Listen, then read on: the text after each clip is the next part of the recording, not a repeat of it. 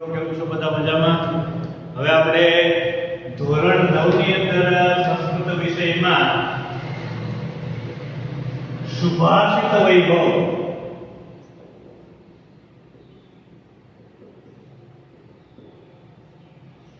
સુભાષિત જોતા હતા. સુભાષિતોનું જે કાવ્ય આવે છે એ કાવ્ય છે પાંચમું સુભાષિત વૈભવ એ કાવ્ય જોઈ રહ્યા હતા. એની અંદર આપણે આજે બીજા 3 શ્લોકો છે એનો અભ્યાસ કરીએ. તો પહેલો શ્લોક છે આજનો, મક્ષિકાઃ વ્રણમિચ્છન્તિ. મક્ષિકાઃ વ્રણમિચ્છન્તિ ધનમિચ્છન્તિ પાર્થિવાઃ. ધનમિચ્છન્તિ પાર્થિવાઃ. નીચાઃ કલહમિચ્છન્તિ. નીચાઃ કલહમિચ્છન્તિ. શાન્તિમિચ્છન્તિ સાધવઃ. શાન્તિમિચ્છન્તિ સાધવઃ. તો પેલો આપણો પોઈન્ટ છે મક્ષિકા વ્રણમિચ્છન્તિ. મક્ષિકાઃ શબ્દનો અર્થ થાય છે માખી. વ્રણમ, વ્રણમ શબ્દનો અર્થ થાય છે ઘા. અને વ્રણમ શબ્દ અલગ કરી દે તો ઈ હોય તો ઇચ્છન્તિ. માખી વ્રણમ એટલે કે ઘા, ઇચ્છન્તિ એટલે ઈચ્છે છે. માખી ઘા ઈચ્છે છે. આપણા શરીર ઉપર આપણે કોઈ પડી ગયા હોય અને ઘા થયો હોય કે તરત એ જખમ ઉપર એ ઘા ઉપર માખી બેસી જાય અને જે લોહી ને આપણો જે ભાગ હોય એ પીવા માંડે, ત્યાં બેઠી દીધી. આપણે એને હટાવીએ તો પાછી ત્યાં આવવાનો પ્રયત્ન કરે. તો એનો અર્થ એવો થયો કે મક્ષિકા વ્રણમિચ્છન્તિ, માખી ઘા ઈચ્છે છે. આ પહેલી લીટીનું ભાષાંતર. હવે બીજી લીટી, ધનમિચ્છન્તિ પાર્થિવાઃ. પાર્થિવાઃ એટલે રાજાઓ. ધનમિચ્છન્તિ, રાજાઓ શું ઈચ્છે છે ભાઈ? તો કે રાજાઓ ધન ઈચ્છે છે. તો પેલી આખી પંક્તિનું ભાષાંતર થયું, માખી ઘા ઈચ્છે છે અને રાજાઓ ધન ઈચ્છે છે. હવે નીચે ત્રીજી પંક્તિ, નીચાઃ કલહમિચ્છન્તિ. નીચાઃ નીચ લોકો, કલહ, કલહ એટલે ઝઘડો, ઇચ્છન્તિ એટલે ઈચ્છે છે. નીચ લોકો ઝઘડો ઈચ્છે છે. શાન્તિમિચ્છન્તિ સાધવઃ. સાધવઃ એટલે સજ્જન લોકો. સજ્જન લોકો શું ઈચ્છે? શાન્તિમિચ્છન્તિ. શાન્તિમિચ્છન્તિ સાધવઃ. સજ્જન લોકો શાંતિ ઈચ્છે છે. જો ઘણીવાર તમે જોયું હશે કે કોઈ બે ઝઘડા કરતા હોય, ભાઈ શાંત રહ્યો ને કેમ ઝઘડો કરો છો? તો જે નીચ લોકો છે એ શું ઈચ્છે છે? તો કે ઝઘડો ઈચ્છે છે. અને સજ્જન લોકો શું ઈચ્છે છે? તો કે શાંતિ ઈચ્છે છે. કોણ શું ઈચ્છે છે એની વાત અહીં કરવામાં આવેલી છે. ફરીથી ભાષાંતર જોઈ લઈએ. માખી ઘા ઈચ્છે છે, રાજાઓ ધન ઈચ્છે છે, નીચ લોકો ઝઘડો ઈચ્છે છે અને સજ્જન લોકો શાંતિ ઈચ્છે છે.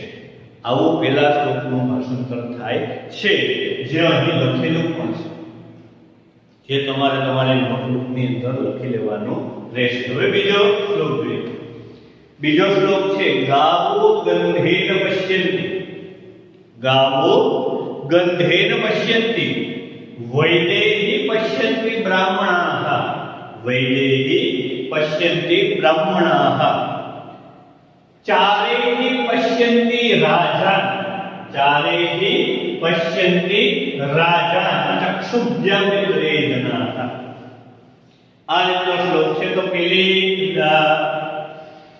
ચરણ જોઈએ, ગાવો ગંધેન પશ્યન્તિ. ગાવો એટલે ગાય, ગંધેન એટલે ગંધથી, પશ્યન્તિ એટલે જુએ છે અથવા તો ઓળખે છે.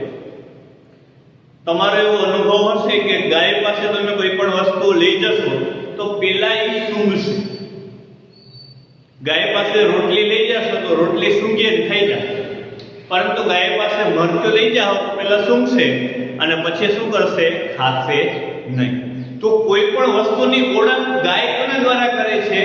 ગંધ દ્વારા. એટલે એવું કીધું છે કે ગાય ગંધથી જુએ છે અથવા તો જુએ છે નો બીજો અર્થ તો શું કહેવાય? ઓળખે છે. વૈદેહી પશ્યન્તિ બ્રાહ્મણાઃ. બીજી પંક્તિ, પેલી પંક્તિનું ચરણ બીજું, બ્રાહ્મણો વેદોથી જુએ છે અથવા બ્રાહ્મણો વેદો વેદોથી ઓળખે છે. અહીંયા જો તમને ભાષાંતર લખાયું ને જુએ તો અર્થમાં કહ્યું છે ઓળખે. જુએ છે એવું લખો તો પણ સાચો પડે, ઓળખે છે એવું લખો તો પણ સાચું પડે. બ્રાહ્મણો વેદોથી જુએ છે અથવા બ્રાહ્મણો વેદોથી જુએ છે અથવા તો ઓળખે છે. એટલે બ્રાહ્મણો પાસે જાય અને એમ કહે ભૂદેવો પાસે કે ગોર મહારાજ મુહૂર્ત જોઈ ગયો તો કોના દ્વારા મુહૂર્ત જોવે છે, સારું મુહૂર્ત જોઈ ગયું એમ કહીએ તો કોના દ્વારા જોવે? પંચાંગ દ્વારા. પંચાંગ એટલે કે શું? તો કે જ્યોતિષ. જ્યોતિષ કોનો ભાગ છે? વેદનો ભાગ છે. વેદનો એક અંગ છે જ્યોતિષ. શિક્ષા, કલ્પ, નિરુક્ત, છંદ, વ્યાકરણ ને જ્યોતિષ આ વેદના અંગો છે. તો બ્રાહ્મણે સારું મુહૂર્ત જોયું કોના દ્વારા? જ્યોતિષ દ્વારા. એ કોનો ભાગ છે? તો કે વેદનો ભાગ છે. તો કે બ્રાહ્મણો વેદોથી જુએ છે અથવા તો વેદોથી ઓળખે છે. આ આપણી બીજી લીટીનું ભાષાંતર. તો હવે પેલી આખી લીટીનું ભાષાંતર શું થશે? ગાય ગંધથી જુએ છે, બ્રાહ્મણો વેદોથી જુએ છે. હવે ત્રીજી પંક્તિ, ચારેયથી પશ્યંતી રાજન. રાજા એટલે રાજા, ચારેયથી એટલે જાસૂસોથી. રાજાને શું રાખેલા હોય? જાસૂસો. બીજું નામ હોય તો ગુપ્તચરો. જાસૂસો પણ કહી શકો અને ગુપ્તચરો પણ કહી શકો. રાજાઓ જાસૂસોથી જુએ છે અથવા રાજાઓ જાસૂસોથી ઓળખે છે. રાજ્યમાં કોઈ ચોરી થાય તો એ ચોરી કોના દ્વારા ઓળખાય? તો કે ગુપ્તચરો દ્વારા. ગુપ્તચરો કે રાજા આ વ્યક્તિએ ચોરી કરેલી હોવી જોઈએ ને પછી એને રાજા સમક્ષ હાજર કરવામાં આવે. રાજા દંડનો ભય બતાવે એટલે એ વ્યક્તિ વાસ્તવિકતા જે હકીકત હોય, જે સચ્ચાઈ હોય એ રાજા સમક્ષ બોલી દે. તો રાજાને ઓળખવાની રાજાની આ શું થાય? ચારેહી. ચારેહીનો અર્થ થાય છે જાસૂસો અથવા તો ગુપ્તચરો. રાજા ગુપ્તચરોથી ઓળખે છે અને અન્ય લોકો છે આંખોથી જુએ છે અથવા તો ઓળખે છે. ફરીથી ભાષાંતર, ગાયો ગંધથી જુએ છે, બ્રાહ્મણો વેદોથી જુએ છે, રાજાઓ ગુપ્તચરોથી અથવા તો જાસૂસોથી જુએ છે અને અન્ય લોકો આંખોથી જુએ છે. તો બધાયની જોવાની અને ઓળખવાની રીત અલગ અલગ છે. એની વાત આ બીજા શબ્દની અંદર કરવામાં આવેલી છે અને એનો ભાષાંતર પણ અહીં કરવામાં આવેલું છે. તે તમારી આગળની સમક્ષ છે. હવે ત્રીજો શ્લોક જોઈએ. એનો પેલા હું શ્લોક બોલું છું, તમને એ જે શ્લોક લખેલો છે હું બોલીને સંભળાવું છું. દરિદ્રાય ધનમ દેયમ, દરિદ્રાય ધનમ દેયમ, જ્ઞાનમ દેયમ જડાય ચ, જ્ઞાનમ દેયમ જડાય ચ, પિપાસિતાય પાનીયમ, પિપાસિતાય પાનીયમ, ક્ષુધિતાય ચ ભોજનમ, ક્ષુધિતાય ચ ભોજનમ. તો પહેલી પંક્તિનું ભાષાંતર થશે દરિદ્રાય ધનમ દેયમ. ગરીબ લોકોને ધન દેવું જોઈએ. દરિદ્ર એટલે ગરીબ. ગરીબ લોકોને શું દેવું જોઈએ? ધન દેવું જોઈએ.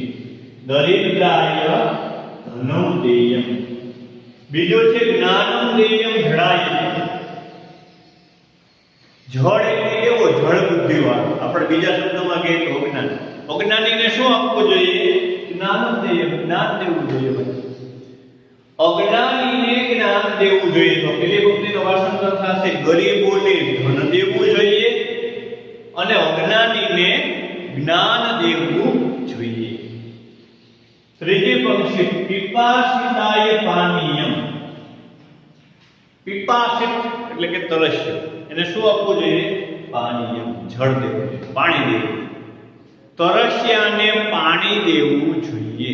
ક્ષુધિતાય ભોજનમ, અને ભૂખ્યાને ભોજન દેવું જોઈએ. ક્ષુધિતાય એટલે શું? તો કે ભૂખ્ય. એને શું દેવું જોઈએ? ભોજન, ભોજન દેવું જોઈએ.